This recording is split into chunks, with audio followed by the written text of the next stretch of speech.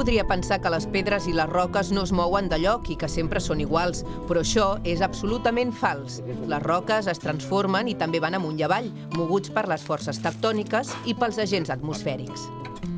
Això que brilla per aquí, petit, és jarosita. És el mineral aquell que es va trobar a Mart, que demostrava que hi havia hagut processos hidrotermals, o sigui, hi havia hagut aigua.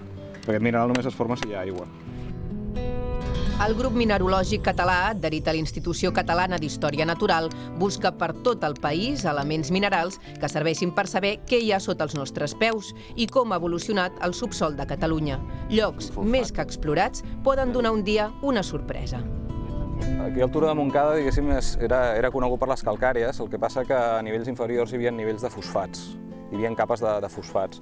Eren capes com aquestes negres, que són riques en fosforita, que són fosfats de calci. El que passa que quan l'aigua percola, passa a través d'aquestes capes, les dissol, i quan entra en contacte aquesta aigua amb pissarres, forma fosfats d'alumini, com la varicita, que es troba aquí i es troba a Gavà i en altres llocs de Catalunya, i també fosfats de ferro, fosfats d'alumini-ferro, fosfats de magnesi, entre ells la whitlockita. La whitlockita, trobada aquí l'any passat, és una cita nova per a la península Ibèrica i la segona cita a Europa perquè s'havia trobat a Àustria. De tota manera, la troballa de Montcada presenta la particularitat d'haver-se format amb aigües a baixa temperatura. No es coneixen aplicacions per a aquest mineral tan escàs i el seu interès és purament científic. Senzillament corrobora la possible combinació d'uns elements químics bàsics. El grup mineralògic català fa 30 anys que es va formar. La recerca els porta explorant pedreres i mines com el Turó de Montcada, encara en procés de restauració, però també molt especialment en explotacions mineres en desús.